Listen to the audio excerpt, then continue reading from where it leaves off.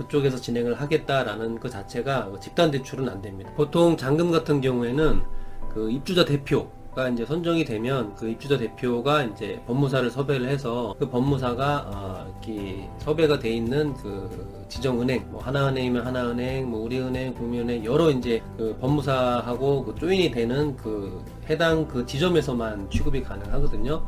그래서 그 집단 대출 같은 경우에는 지정된 은행에서만 가능하다 이렇게 보시면 되고요.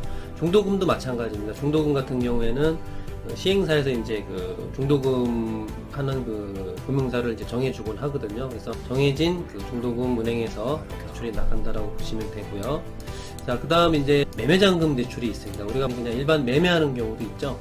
매매하는 경우에는 부동산에서 이제 매매 계약을 하면서 하면 되는데, 또 이제 그 매매잔금 대출을 이용을 하시는 분들은 가까운 은행에 이제 문의를 하시거나 또는 자기가 거래하고 있는 은행에 주거래 은행에 이제 문의를 해서 이용을 하는 창구를 이용하는 경우가 있죠. 이런 경우가 있고, 또는 계약하는 부동산에 대출 상담사를 소개받아서 이렇게 매매잔금을 치르는 경우가 있습니다.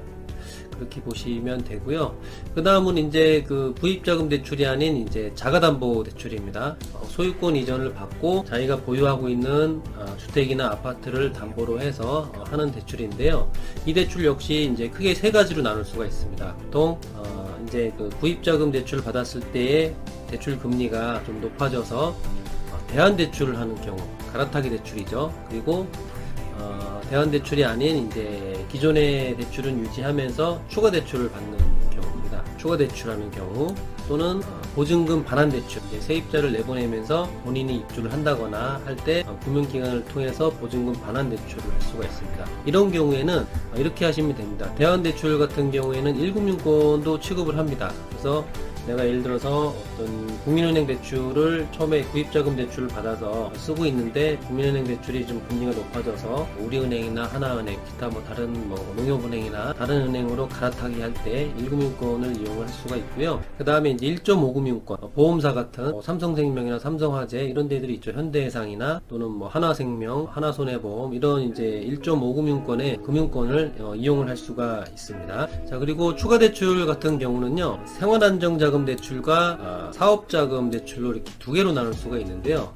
생활안정자금 대출 같은 경우에는 가계대출에 속하고 사업자 대출 같은 경우에는 기업대출에 속합니다. 그래서 가계대출 같은 경우에는 지금 서울 같은 경우에는 LTV가 이렇게 다 정해져 있죠. 특이지역, 특이과열지구, 조정대상지역 이렇게 그 지역별 LTV가 있기 때문에 그 LTV에 맞게만 대출을 할 수가 있습니다. 그래서 이 생활안정자금 대출 역시 1금융권도 취급이 가능하고요. 그 다음에 보험사 같은 1.5금융권도 취급이 가능합니다. 자, 여기서 이제 또 알아두셔야 할 게 사업자금 같은 경우에는 은행권에서는 취급을 안 합니다. 1금융권에서는 그 정해진 LTV 한도 내에서만 대출을 취급하기 때문에 1금융권은 제가 여기다가 포함을 안 시켰고요. 1.5금융권서부터 그러니까 보험사서부터 그 LTV를 초과하는 대출을 할 수가 있는데, 다만 누가 할 수 있느냐? 사업자가 할 수 있습니다. 직장인이나 구직자 같은 경우에는 이쪽 생활안정자금 쪽에서 이용을 하셔야 되고요. 개인사업자나 법인사업자 같은 경우에는 이쪽도 이용을 할 수가 있고 이쪽도 이용을 할 수가 있습니다. 그렇게 보시면 되고요. 그러니까 좀 폭이 좀 넓은 거죠. 사업을 하시는 분들 같은 경우에는. 그래서 LTV, 그 지역별 LTV, 뭐 투기지역, 과열지구, 조정대상지역에 정해진 LTV를 초과해서 대출을 하는 경우는 보험사나 저축은행권, 이금융권 같은 경우를 이제 이용을 할 수가 있습니다. 그리고 이제 마지막으로 보증금 반환을 해줘야 하는 대출을 할 때, 이 대출 역시 은행에서도 취급을 할 수가 있습니다. 1금융권 그 지역별 그 상황에 따라서 조금씩 내용이 좀 틀려지긴 하지만 은행에서도 이제 취급을 할 수가 있고, 그 다음에 이제 은행 대출이 조금 뭐 자격 조건이 안 된다라고 하면은 보험사 대출도 이용을 할 수가 있습니다. 1.5금융이라고 제가 표시를 해놨는데요. 이렇게 전체적인 이렇게 맥락을 이렇게 보시면 도움이 될 것 같아서 제가 한번 이렇게 표로 한번 정리를 해봤는데, 어떻게 좀 도움이 되셨는지 모르겠습니다. 눈에 잘 들어오셨으면 좋겠고요. 이렇게 보시면 됩니다. 그래서 주택이나 아파트 담보대출을 할 때는 크게 구입자금 대출과 구입을 하고 난 후에 자가담보대출로 이용을 할 수가 있는데, 특히 구입자금 대출 같은 경우에는 분양잔금, 매매잔금, 그리고 이제 구입 후에는 대안대출, 그리고 추가대출, 그 다음에 보증금 반환대출, 이렇게 크게 나눌 수가 있습니다.